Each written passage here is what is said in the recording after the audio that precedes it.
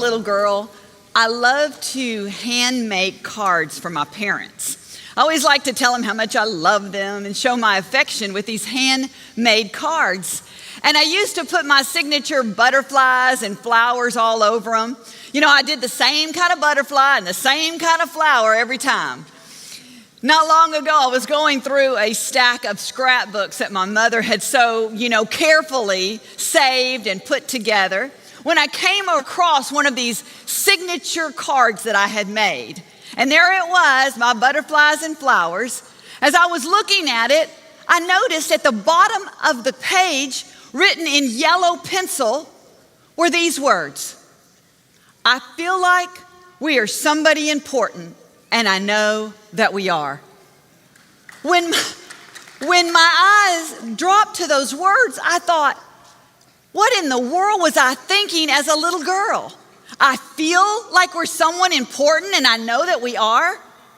What was I thinking? Why can't I feel like that now? You see, I feel like I am something important, and I know that I am. It made me laugh. It made me chuckle.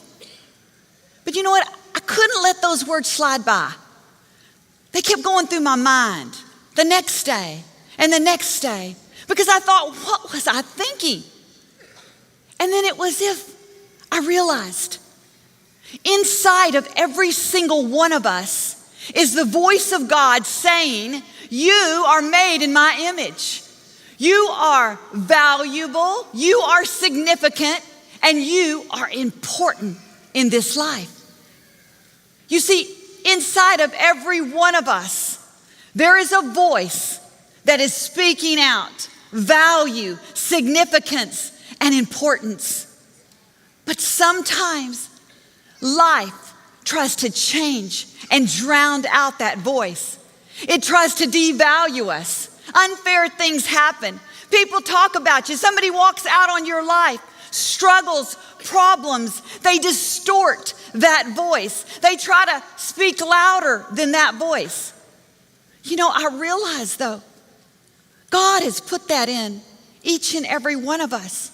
And we have to allow that voice to come out of us.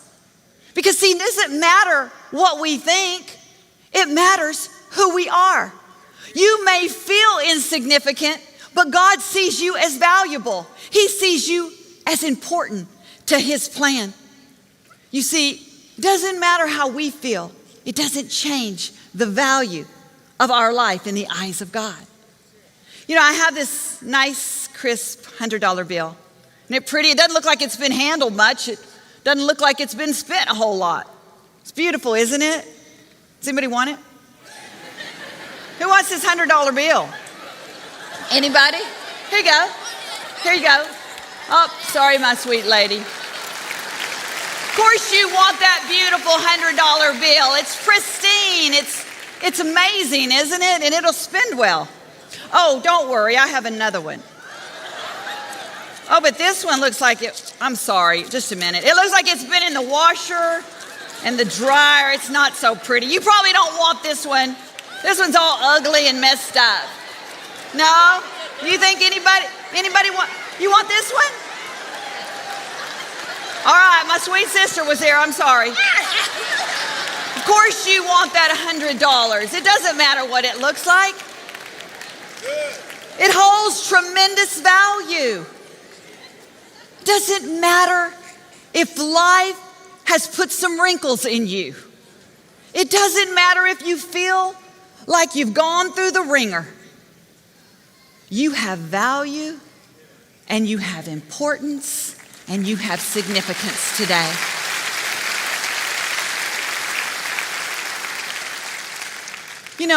God doesn't make mistakes. God only makes masterpieces. And you are a masterpiece in the eyes of God. He's already qualified you, and He's left nothing out of you. We all have a responsibility to keep that voice of God clear and free from the debris of life. We all have a responsibility to spend our life well and to make it count. You see, this great God has put so many amazing things in us, He's already put assignments in our path. We have a responsibility, and how we live our life, it matters. It matters how I live my life. It matters to my children, matters to my husband, it matters to my neighbor. You see, when I realize that God's placed this value in me, I'm going to spend my life well. And when I spend my life well, it helps others spend theirs well. When I have God confidence, it helps others rise up and have confidence in themselves. You see, how you live your life makes a difference. And that's why God wants you to keep that voice free and clear. Keep that childlike wonder in the things of God. I read the letter that day and I realized, you know what? I may feel unqualified. I may not have confidence. I may feel like I lack the ability. But God doesn't see me that way. He sees me as strong, capable to do what He's called me to do. There's a guy in the Bible, his name was Gideon. You may know his story. He lacked confidence. He lacked the feeling that he had the ability to do anything. One day, an angel of the Lord came to Gideon and he said, "Gideon, the Lord is with you, you mighty man of fearless courage." Then the angel went on to say, "Gideon, the Lord wants you to help the Israelites, His children, defeat the enemy, the Midianites." Isn't that interesting? He addressed him as a mighty man of fearless courage, and then he asked him to do something. But this is what Gideon replied. He said, "Lord, wait a minute, how am I going to do that? I have a family, and our family amounts to nothing. In fact, we are the least of all the families in the area. And not only does my family not have what it takes, I'm the least in all my family." You see his reply? There's such a contrast in the voice of God telling him, "a mighty man of valor," speaking up, to what Gideon's reply was. You hear the voice that tries to drown out God's voice? See, God is saying the same thing to you today.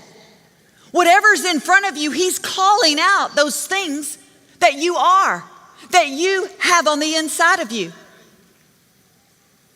But the voice of life wants to be so noisy, wants to distort the voice of God. Very interesting, the difference between God's voice and Gideon's voice. You see, Gideon didn't see himself as strong. But you know what's interesting? It didn't change God's perspective. Gideon, he talked himself out of it when he replied to God. God didn't talk himself out of it. Gideon felt weak, but God saw him as capable, as able, as a champion, a fearless, courageous champion. You see, the good news is this. Gideon finally took hold of that voice, took that strength of that voice and let him go out and lead the charge. And he won the victory for God that day. You see, whatever's trying to hold you down, you need to shake it off. You need to let the voice of God come booming out loud and clear. You may feel weak. You may feel small. But your weakness can be turned into strength when you take hold of God. I saw this animated cartoon one time that made such an impression on me. It was this tiny little mouse, and his friend was this big, huge elephant.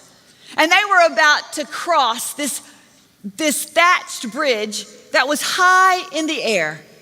As they crossed that bridge, that little thatched bridge started swinging and shaking all the way across. It was rickety, swinging, and shaking. But when they got on the other side of that bridge, safe, that little mouse was so proud. He looked up at his friend, that great big elephant, and he said, "We really shook that bridge, didn't we?" You see, you may feel small, but when you grab hold of God's strength, you have the power of an elephant. You can look at God and you can say, we really shook that bridge, didn't we, God? You see, at the end of the day, what matters most is what you believe about yourself. Protect the voice of God. He's put it in you. He speaks it out every single day. See, unfair things happen to us.